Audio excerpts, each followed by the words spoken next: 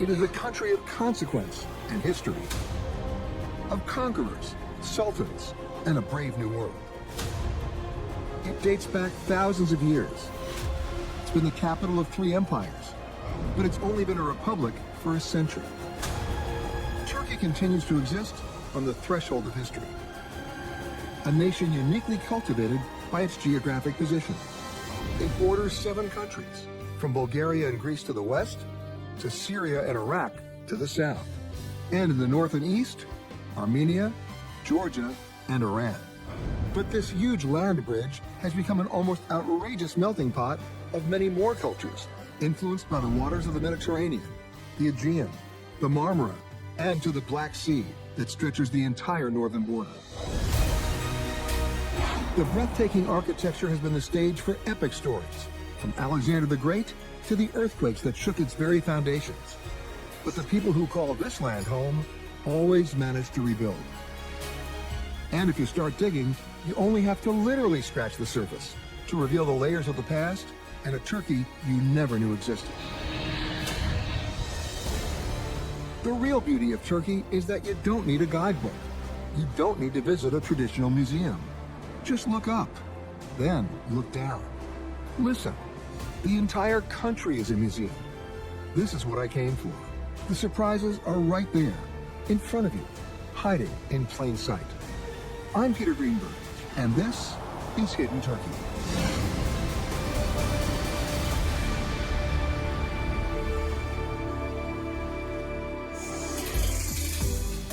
I start my journey, as so many travelers do, in Istanbul. It's a city full of stunning, imposing palaces, surrounded by a never-ending sense of intrigue and power. It's been called the crossroads of the world because of geography. It exists on 2 continents, divided by the Bosphorus, a narrow and strategically positioned strait of water running through the middle. And when you spend any time here, it soon becomes obvious that Istanbul wasn't just the gateway into the Eastern Roman, Byzantine, and Ottoman empires. For many, the city wasn't just a bridge. You feel that the world might actually start here. Istanbul is not the official capital, but it might as well be. With more than 15 million residents, it's the country's largest city and one of the fastest growing metropolitan areas in the world, fueled by a younger generation, where the average age is just 32 years old. And anytime I travel to Istanbul, I'm reminded of this power, this energy, and this pulsing juxtaposition between youth and the ruins of past dynasties, and the stories they both tell. It is, at least for me, overwhelming and seductive. And for many first-time travelers, they start their explorations along the path of least resistance, the city's Grand Bazaar. But there's much more to this market, if you know where to look. When I try to sell you something you don't need. It's a 330,000 square foot living monument to Turkish culture, past and present, with a maze of 65 winding streets and narrow passages across 50 acres. And you can always spot tea being delivered to any one of more than 4,000 businesses, crammed all under one roof. It is often regarded as one of the first shopping malls of the world. Envisioned by the Ottoman Sultan Mehmed the Conqueror, it dates back to the 1400s, and I've been coming here for the last 40 years. You can find everything here, almost too much of everything. Spices, gold, clothing, lokum, that's Turkish delight, and rugs, and even more rugs. When I go, I always go for 3 things. They're the antique railroad pocket watches, built by the Swiss, but made in Turkey. And then I seek out the coolest random vintage marine equipment and memorabilia. And since Turkey is where so many ships come to dive, they have old compasses, dive suits, even blast-proof telephones from old submarines. I love coming in here. And then I go for something else that most visitors don't go to because they just don't take the time. If you didn't know to stop here, you'd walk right by it because it's a store that's maybe 8 feet wide and it's only about the coffee. Hey, hello. Welcome. I always visit my friend Becker Teskakar's coffee stand that's been in his family at the same location since 1909. You've been here for a long time.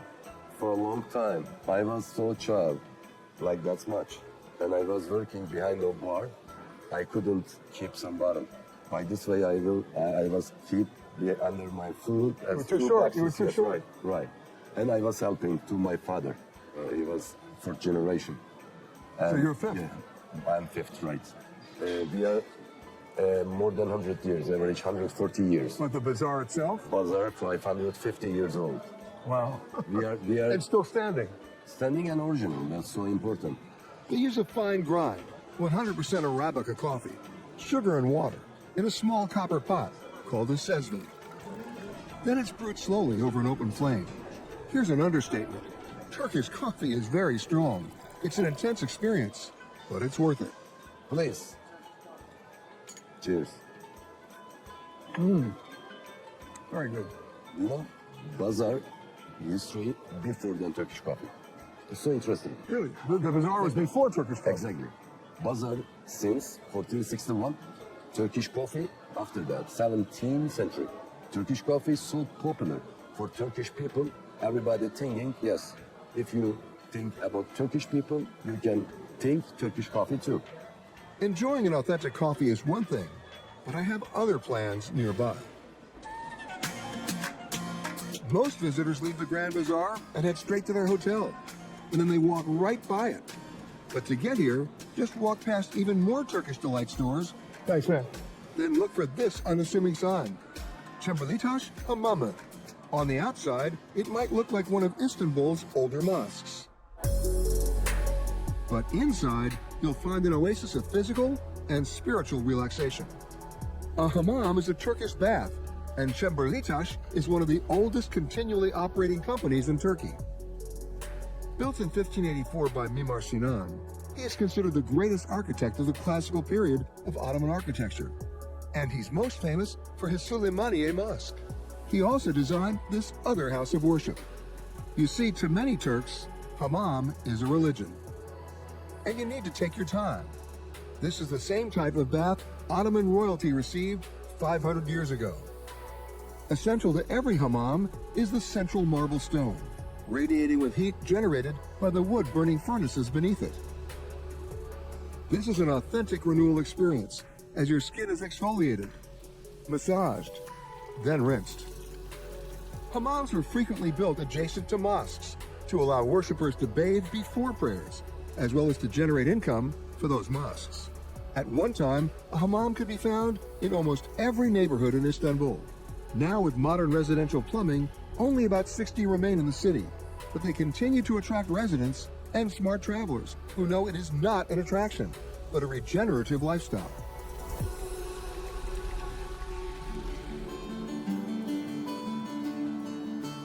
Like the hammam, Istanbul abounds with magnificent architecture, and sometimes where you least expect to find it. In one case, it's a structure. You pass over it on the way to somewhere else, but it's significant. This is the Galata Bridge, mostly unknown to visitors, but not for locals. It's a strategic location, but not just for transportation. Since the 6th century, 5 different bridges have spanned this portion of the Bosphorus, and every day, no matter the weather or hour of the day, folks gather here, shoulder to shoulder. And for the people on this bridge, it's not a hobby, it's a daily way of life. So welcome to Galata Bridge. It's a crowded bridge, everybody's fishing. Yeah, a lot of locals come here to fish. They can come during work, after work, before work. A lot of people catch fish and they actually take it home. It's not about commercial for them. Right, they're eating what they're catching. Exactly. Mehmet Yarangumelioglu is living proof that Turkey is on the move, running a speakeasy by night, but during the day, you can often find him on the bridge. Let's bait your rod. These are little sardines. With these, you can catch horse mackerel, scorpion fish, you can get buckfish. They're all very tasty. And also the little bluefish, which is the tastiest of them all. You go all the way to the bottom, and then you try to go 3 feet up. Right. Sometimes you wait all day, sometimes you wait 5 minutes. And on any given day, everybody's out here fishing. Exactly. But not a lot of tourists do it. That's why we're here. So this is a tripper. We fish and we sightsee. Exactly. And for the folks on this bridge, this is not just some angler's fun getaway. This is 10 on a Tuesday morning, in the middle of the traffic, and you've got 500 people on a bridge with only one mission. Catch it, eat it. And it's been going on for hundreds of years. I think I got You catch some? Yeah. Oh, yeah. Yeah. Nice fish. Nice fish. Come on, bring it. Very nice. It's beginner's luck, huh? All right. You know what's good about catching fish on the bridge? Tell me. Now you don't have to go far to cook it. Well, we caught something. So after catching a few more, we didn't head home. Instead, Mehmet brought me to a site right off and under the bridge. This is al fresco at its best, and you can't beat the waterfront view. No, this is the bigger ones we caught. Yeah. This is the one you caught, I think. Oh, yeah, of course, the biggest one. You got the big one, right? This is my one, the little one. Oh, it's cooking Oh, really it's good. cooking. Yeah, look at that. See? It's the perfect place to cook and to prepare, essentially, a simple fish sandwich. And you know, in Turkey, we have a saying, fish cries if you don't consume it with rakı. Tell me more. Rakı is an aniseed-based Turkish liquor, but this is not finished unless you put water into it. Okay. It turns into a gray color that we like. We call lion's milk. Whoa! To the fish. Cheers. Welcome. To the fish. Yeah, that's got a kick to it. Yeah, it's a little strong. Right now, you want to try some? Sure. Oh, we're losing a lot. Okay, I got it.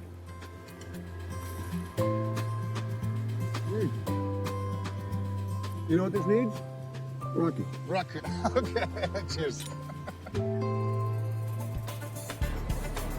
Istanbul is and has always been a hub of transportation, transformation, and travel. But it's also a city of bakers. Turkey lives for its bread. And if you get up early, you go to the oldest bakery in town. And not for just any bread. I'm talking simit. To understand simit is to understand Turkey. Turkey runs on it. You can't avoid it. You can't ignore it. It's a cross between an oversized bagel and a pretzel, made with sesame seeds and molasses. And this is old school baking. So get there early to get it fresh. Ooh, hot. And today, I'm on a mission. I bought 5, 1 for me, and 4 for about 50 of my closest friends. Istanbul is not just a city of bakeries. It's also a city of ferries, and they run constantly, everywhere, up and down the Bosphorus. But then there are the ferries going to Istanbul's only archipelago, the Princess Islands. Foreign tourists usually don't go there, which is why you need to hop on this early morning boat. I'm not talking about a great getaway. I'm talking about a world away. The ride also offers you some of the best views of Istanbul and a chance to be thoroughly entertained on the crossing. It's an endearing and time-honored tradition. Well, I was armed with my simit in hand, and it didn't take long for the friends to show up. In fact, they brought friends. I tried to perfect the art of simit throwing. They had already perfected the art of simit catching. Oh, good catch. It was a great display of acrobatic power and precision. Just be sure to bring along enough simit. I think that's an interesting thing. This one piece will make 52 layers. Watch on mobile devices or the big screen. All for free. No subscription required.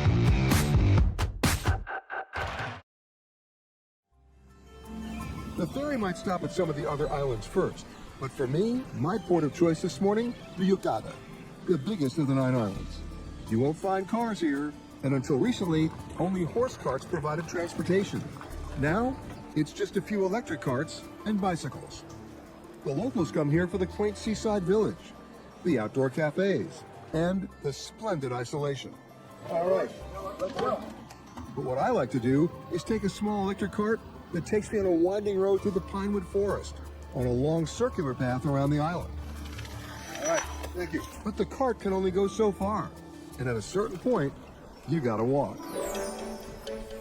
And then, from the moment you see it in the distance, you know why they built it, where they built it. The highest point on the island, to be closest to God. It's a long, steep hike to reach the monastery of St. George. But I need to give you a warning. If you don't pace yourself on the way up, you will be closer to God. The monastery was first built by the Byzantines in the year 963. and was destroyed a few times, then rebuilt in 1905. Today, it consists of 6 separate churches and chapels on 3 levels. But you won't find many people inside this sprawling complex. Today, the monastery is mostly empty, inhabited by only one priest. Peter, welcome to St. George's Monastery. Amazing. Yeah. His name is Eskiel, and he dutifully carries on solo, doing the work of the church in the name and the spirit of St. George. And the silence here? It's intentional. Just to be quiet, far from the city, not having the disturbance from outside. In the Greek Orthodox Church, St. George is also considered the patron saint of Istanbul. He's one of the most beloved saints for his service as well as his suffering. This is the main icon of St. George. The people who come here, they go there, they pray to St. George. Yes. There are regular services in the small church every day, but not many people come, except once a year on April 23rd, when thousands of pilgrims, including Muslim Turks and Christians, walk up that hill to the monastery. It's St. George's Day, to commemorate him and his selfless work, including caring for the mentally ill. In that spirit, at one time the monastery was a home for mental patients, each of whom were given bells. Those bells used to be hung on the people who were mentally ill, to whom St. George was very... He was devoted to them. He used to cure them, yes, to heal them. Yes. If you're lucky enough to visit, Eskiel will give you a small bell as a blessing, a symbol of St. George. And with that blessing, he's happy to share why he stays. Well, faith, of course, and to be next to God. And it's hard to ignore the view. When you see things from a higher place, you can admire the creation. He has a point. You can see all of the Princess Islands, as well as the Asian, eastern shore of Istanbul, and the Sea of Marmara. But you really come here, not just for the view, but for the story still told. If you know where to find it, history also lives on an hour's flight away, in Laodicea, which until quite recently, no one even knew existed. When you think of Roman ruins, Turkey doesn't usually come to mind. But it was under Roman rule starting in 129 BC, and officially became the capital of the empire in 330 AD. And it has some of the most impressive and best preserved sites in the world. Most tourists, especially cruise ship passengers, find themselves at Ephesus, where visitors line up at its gates and terrace houses. But I prefer Laodicea, away from the crowds. But it's not just ruins. Life still happens here. It's so quiet here. Yeah, this place is very peaceful. When I walk down this street, I found peace. Do you hear anything? You can't hear anything. I hear birds. Yeah. Other than a few travelers looking for the perfect social media backdrop, most of the only people you'll see here are archaeologists like Doğan Peçen, working to discover, unearth, and then study this once thriving city. So where are we right now? We are in Syria Street. This is one of the main streets in Laodicea. You know, in ancient times, there was 80,000 people lived here. Did you say 80,000? Yeah. That's a lot of people. Yeah. This is one of the biggest cities in the region. There have been settlements in this spot since 5500 BC, but the actual city of Laodicea was founded in 260 BC and named by King Antiochus II for his wife, Laodice. They divorced less than 10 years later, and guess what? She got custody of the name, and it stuck for the rest of the city's 1,000-year existence. Laodicea was on the path of several major trade routes, creating a bustling center of commerce. So this is the street of shops. Yeah. They are shopping each side, and they are selling some fabrics, artifacts, and terracotta things. The city's wealth created a level of grandeur that rivaled much larger capital cities. Laodicea might have continued to grow and thrive, were it not for the earthquakes that plagued the area. After being destroyed and rebuilt several times, the residents finally left for good, after the biggest quake in the early 7th century. After that, the buildings fell to ruin, and the city was slowly and literally swallowed up by the earth. The structures were hidden until 2003, when the first serious archaeological excavation began. One by one, day by day, as they dug deeper, some columns appeared, and then more were revealed. When you visit the 2003, you can see even any columns here. They weren't here. Yeah. But they were here. Yeah. We dug up and restored them. Put them right where they originally were. Yeah. And when they kept digging, they found something even more remarkable. This is amazing.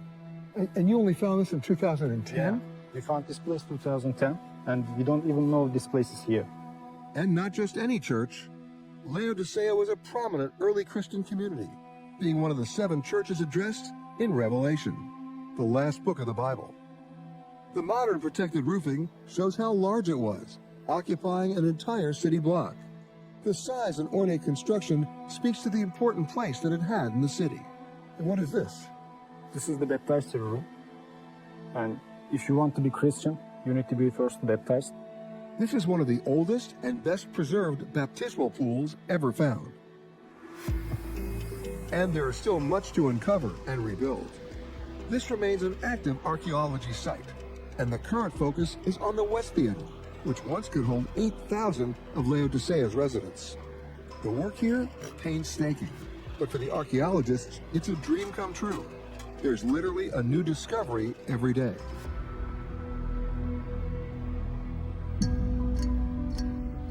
From the city of Laodicea far off in the distance, the citizens even then could see what looked like an isolated snowy vista. And as you get closer, it starts to look like something else out of a fairy tale. Its name sounds like it too, Pamukkale, which literally translates to Cotton Castle. Ancient legends told of giants washing their garments in the cliffside pools and then leaving them to dry, creating the white cotton landscape. The less magical but still miraculous explanation is that calcium-rich water bubbled up from hot springs, then flowed across the ground, leaving behind calcium carbonate deposits and forming ridges of travertine, the same material of stalactites and stalagmites. Over thousands of years, the travertine pools formed and inspired a belief in the water's healing properties. In Pamukkale, the myth-telling never ends. In one story, even Cleopatra came to bathe here. Today, thousands of tourists crowd the place, being promoted still as the 8th wonder of the world.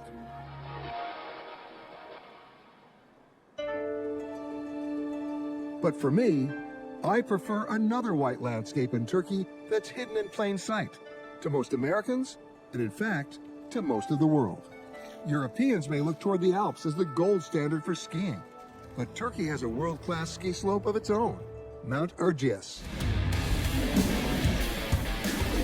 Geographically, it's the most centralized ski resort in Turkey, not further than 4 hours by plane from anywhere in the country. Geologically, Mount Erciyes is an extinct volcano that rises 13,000 feet, providing more than 33 miles of available slopes. And the best part? No trees to run into. Perfect for beginners and even for hosting championship races.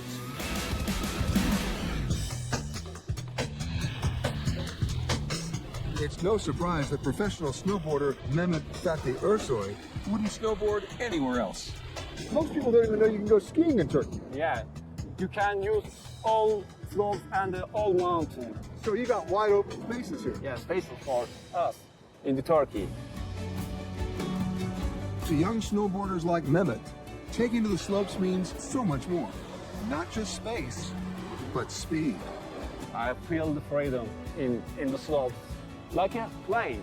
So, because I do so many tasks to 100 kilometers per hour. You've gone 80 miles an hour down the Yeah, with snowboarding.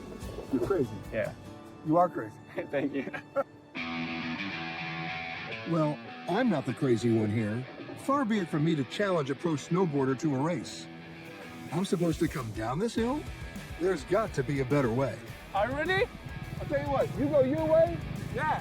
I'll go mine. Let's go. Okay, go.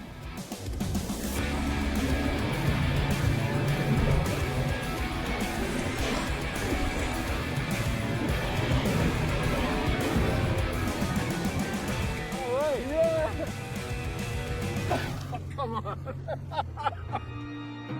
could bask in the triumph, but I'm just happy to make it off the slope without an appointment with the orthopedic surgeon. A 45-minute drive from Mount Erciyes will take you to one of the most magical places on earth, Cappadocia. And every morning at sunrise, in this spot, in the heart of Cappadocia, is a show unlike any other.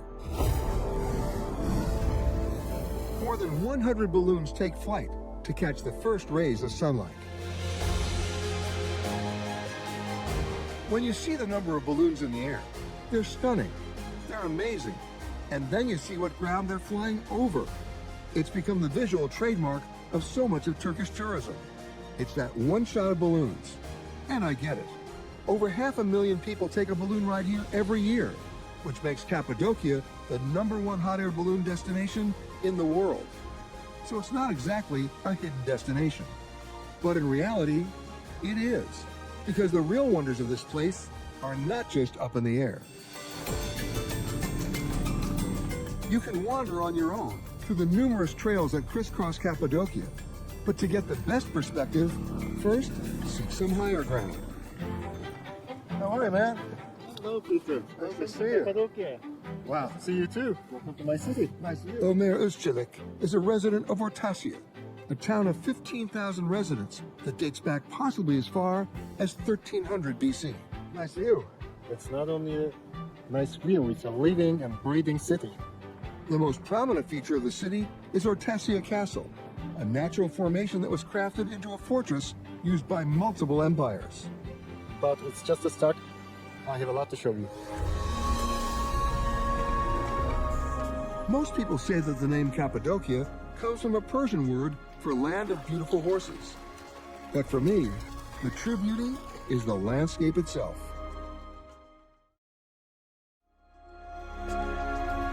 It's so quiet out here. We are in the middle of the Rose Valley.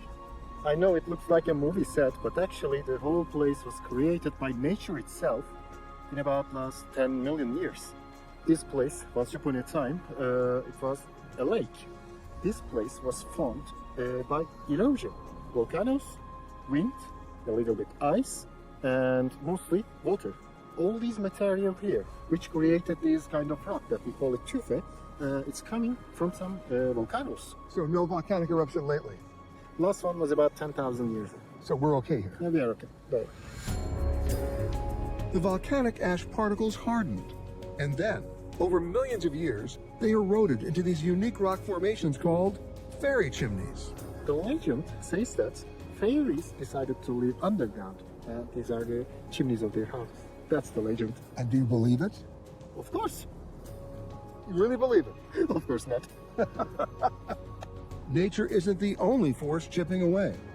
This porous rock is so soft that humans can carve it out with axes and chisels, and they've been doing it for thousands of years. Let me show you something that most of the tourists never see. The easily malleable rock resulted in thousands of caves in Cappadocia, both natural and man-made. One person alone could carve out a room big enough for a shelter in just a few days. This made Cappadocia a place of refuge, and for one community in particular. Now here's the thing. Cappadocia is a very important place for early Christians. The early Christians' refusal to worship the Roman gods and emperors made them a target of persecution, often suffering vicious torture or execution. Cappadocia's rocky, infertile land drew little attention from the Roman Empire, so it provided an excellent place for Christians to live and worship in secrecy. They have carved this little cave over here to use as a church. It can't be more than 100 square feet, but it was absolutely vital for the early Christians. It was a sanctuary. It was. It has to be small and hidden in some corners. So a tiny congregation here. A really tiny one. And the Romans never found it? The Romans never found it, But we did. but we did. It's one thing to attend church in a cave, but imagine having to abandon the surface altogether, with the ground providing the perfect cover to hide from the Romans.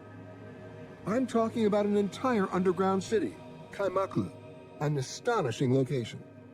We are calling this place a city, but actually people didn't live in here. When They hid out. yeah, when there is a dangerous situation at outside, they were hiding in here.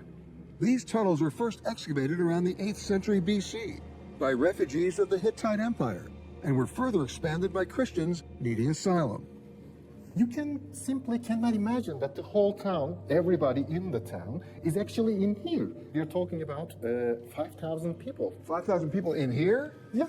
Remember, we are in the first of 8 floors. 8 floors. 8 floors. Oh, man. Just follow me and place with your head. Let me show you how they survived. All right.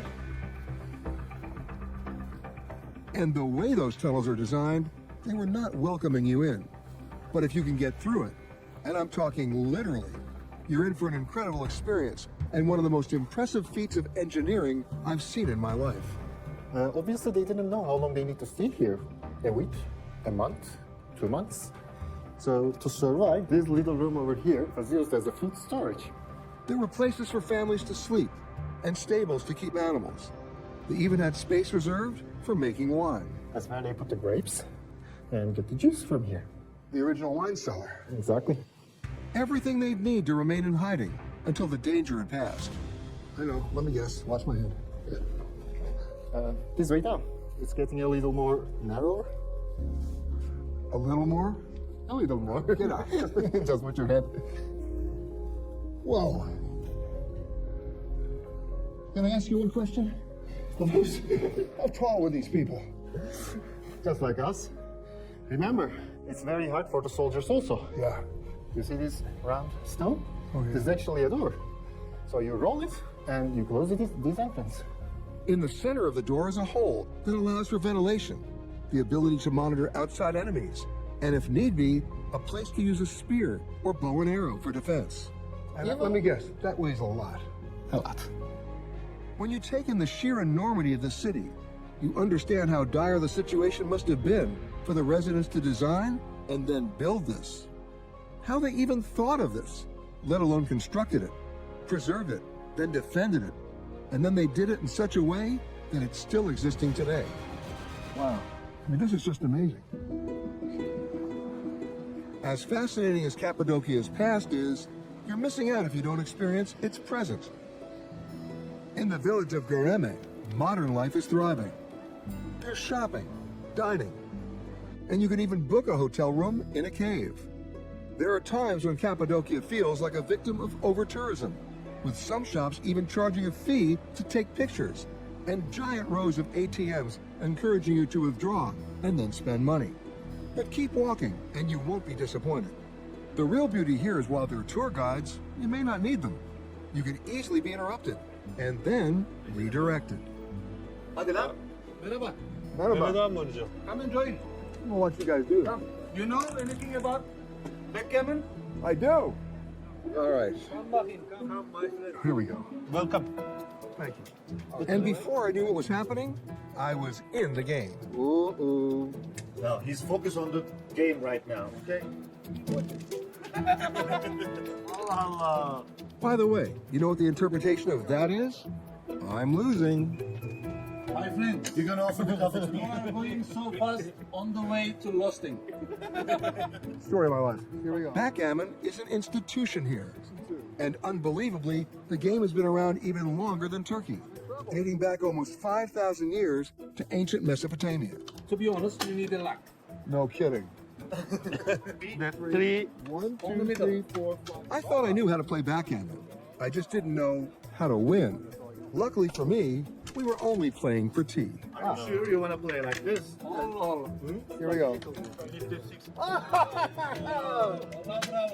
Bye-bye. I was literally being welcomed in to participate in something that they do every single day, like clockwork. It's how they end their day. And in this case, they helped me end mine. You know what that one means? Thank you. I lost. Let me hear that again.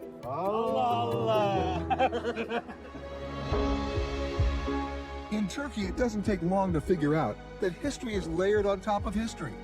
It's a never-ending tapestry of cultures and mythology. And you'll see how apparent that is in just a 5-hour drive from Cappadocia to Antakya, which history remembers as Antioch. Tucked away in the southern portion of the country, just 30 miles from the Syrian border, Antakya is on very few bucket lists. And that's why you need to go. Back in 300 BC, it was the capital of the Seleucid Empire.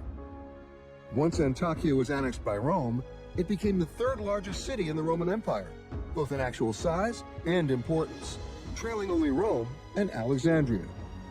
Later, in the 1st century AD, Antakya became the center of a new religion. Some believe that this cave sanctuary, today called St. Peter's Church, was actually founded by the Apostle Peter himself, making it the first place where followers were called Christians. In the 6th century, a major earthquake killed 200,000 of its residents, a death toll larger than the entire population of the city today. After being conquered multiple times, Antakya was reduced to little more than a village. But it was a treasure, sitting on thousands of years of history, just waiting to be unearthed. Today, Antakya is known as a modern cosmopolitan city, where different religions and cultures intermingle. But the past has not been forgotten.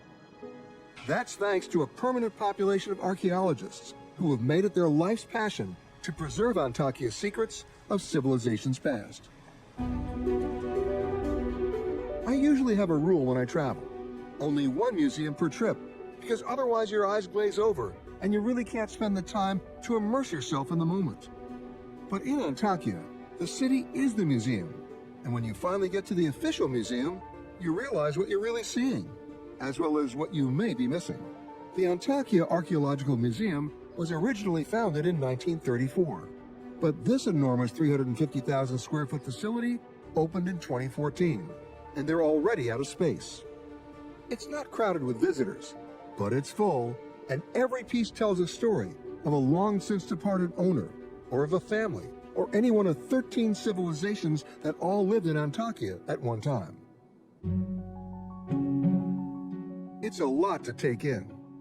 Thousands of artifacts, statues, sarcophagi, and not just what you'd expect. This one may have easily taken 20 years to make, cut from one single piece of marble. As opposed to every other museum I've seen in the world, every single thing in this museum is from the city, and is displayed in close proximity to where the archaeologists first found it. It's that remarkable. In fact, this museum contains one of the world's finest collections of Roman mosaics, dating from the 1st century AD.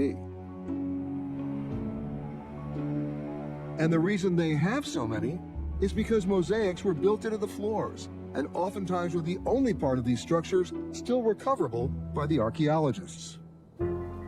But to give you an idea of the amount of stuff we're talking about, I asked the museum director to show me their storeroom, to show me what they're not displaying. And when this door was opened, that's when you got the full measure of how much stuff we're really talking about. How many stories haven't been told yet? And even more significant, how many stories haven't even been found yet?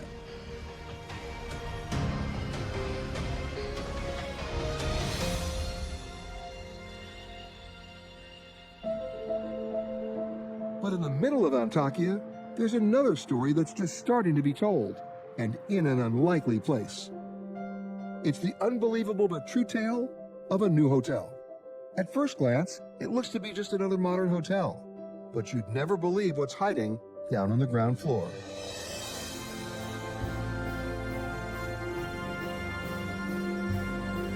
I'm just astounded by the extent of all this. You just weren't over a small little remains, you were over a whole city. A whole city. Sabia Abasolo's family owns the appropriately named Museum Hotel. And when they started digging the foundation 10 years ago, the shovels hit something hard.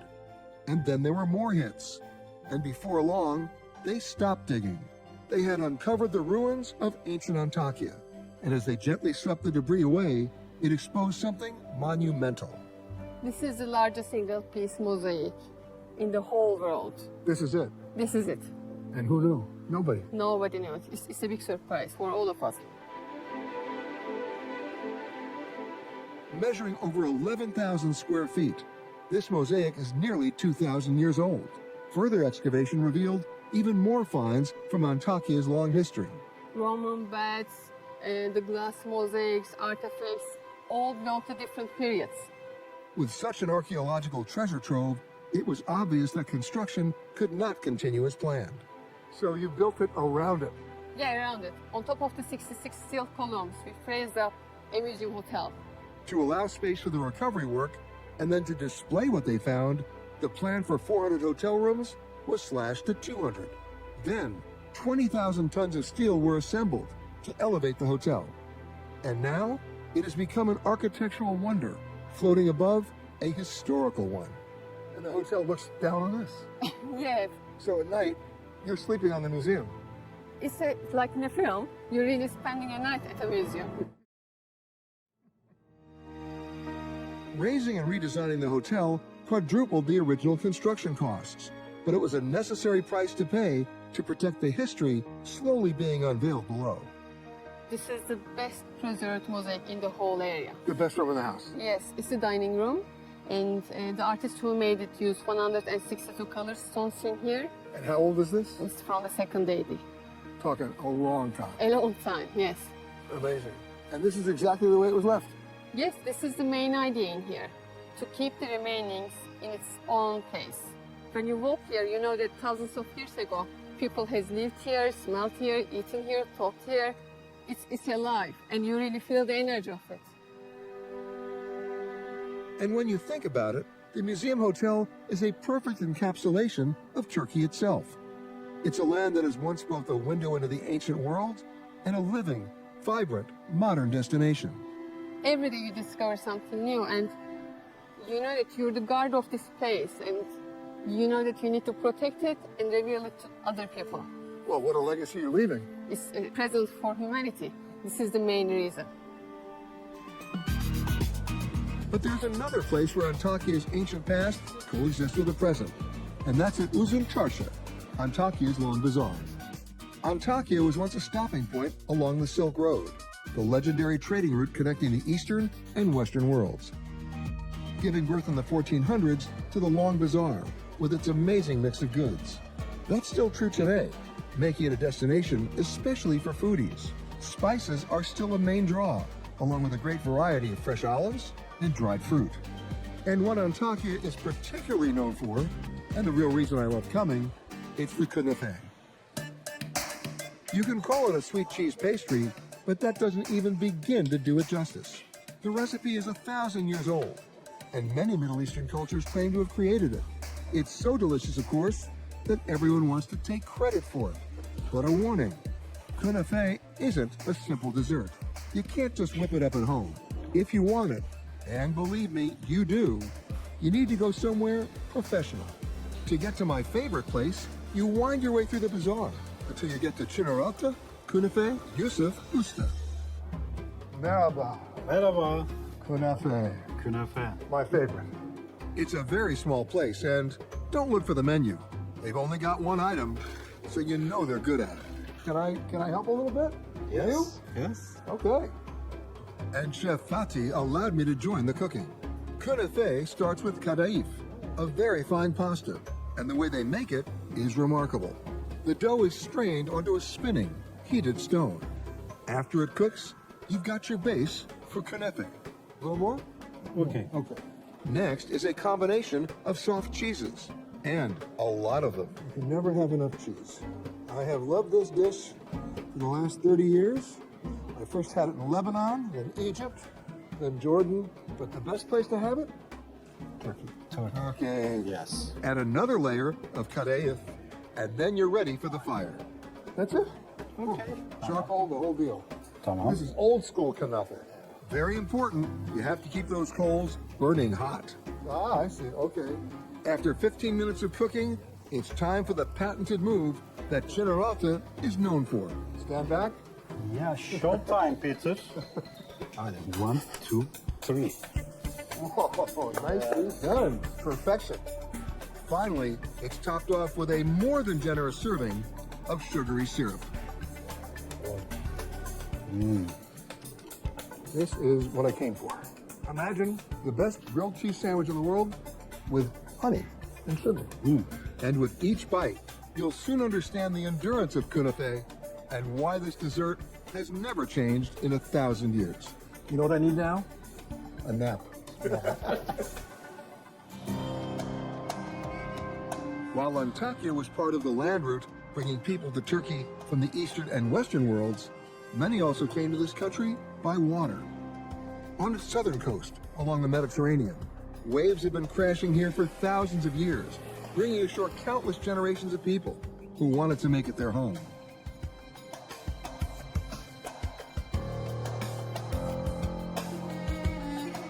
To really take in the majesty of the shoreline, you need to see it from on high.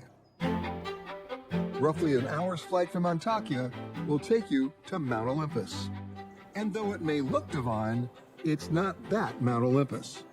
In fact, there are about 20 different mountains called Olympus in the classical world. Today it's also known as Mount Tatali. It stands 7,700 feet tall, and if you're feeling adventurous, there's a breathtaking way to get to the top.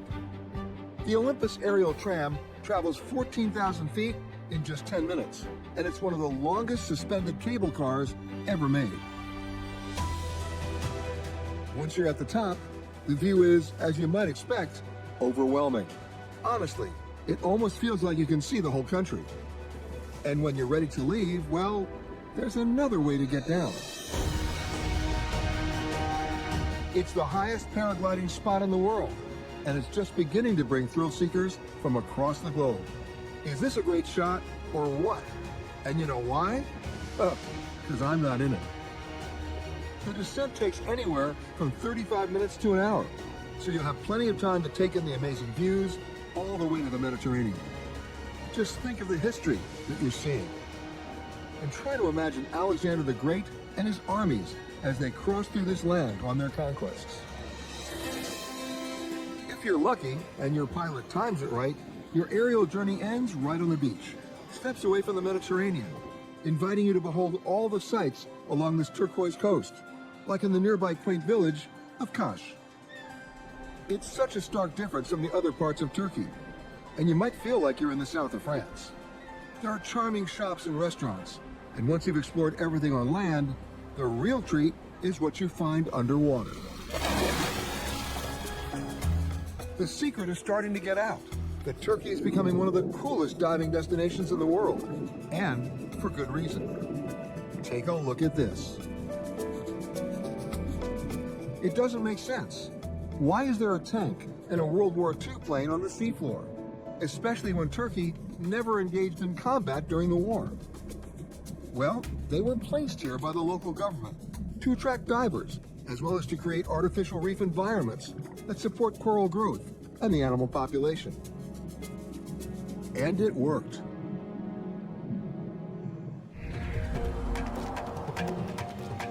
There's more to discover under the surface, not far away at Kakova Island. But it's a protected area, so you'll need to arrange for someone like Ibrahim Genç to escort you there by boat. Please.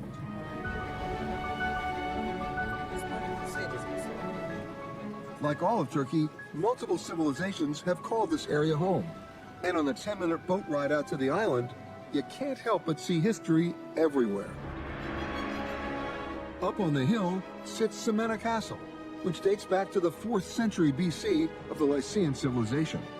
But these walls are from Byzantine construction in the 1200s, built to protect against pirate incursions. Dotting the hillside are ancient sarcophagi, and one is still protruding from the water. That half-submerged sarcophagus is literally just the tip of the hidden gem of Kakova.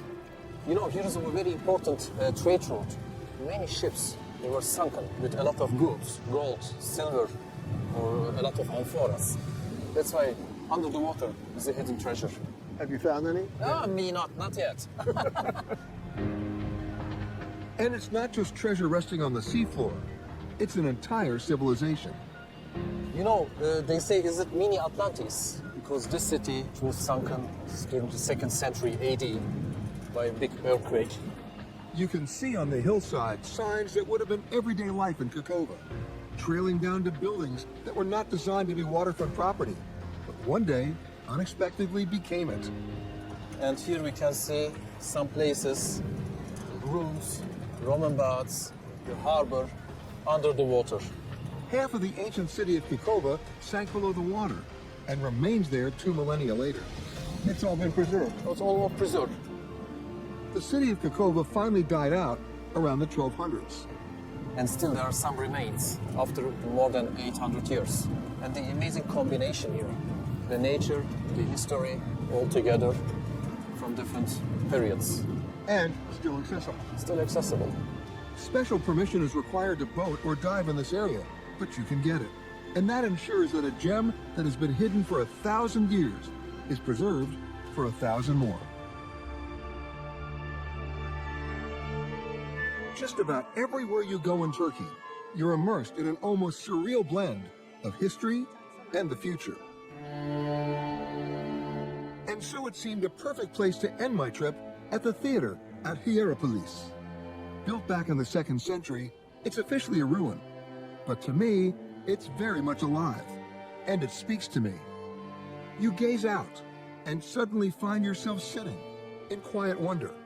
What must it have been like with this arena filled with actors, performers, and musicians? What brought everybody together? What was their shared experience? What legacy did they leave beyond just the fading bricks and support columns to confirm their special moments? In just 7 days, I crisscrossed Istanbul. I walked among the ancients at Laodicea and survived the slopes of Mount Erciyes, experienced the magic of Cappadocia from above and below. I was witness to what the earth gave up in Antakya, and at every turn, I was surrounded by great stories and even better storytellers. And even when I lost, I won. And then, sitting in this theater, I realized I just won again, because it's still being used today by the artists who live here. These musicians, somewhat younger, but the sound just as beautiful. As the sun begins its long descent, I find myself, once again, on the edge of history and the threshold of a dream. And the realization that to see the real hidden Turkey, you need to embrace the past to get a glimpse of the future. Yes, this is what I came for. And this is what I found. This is Hidden Turkey.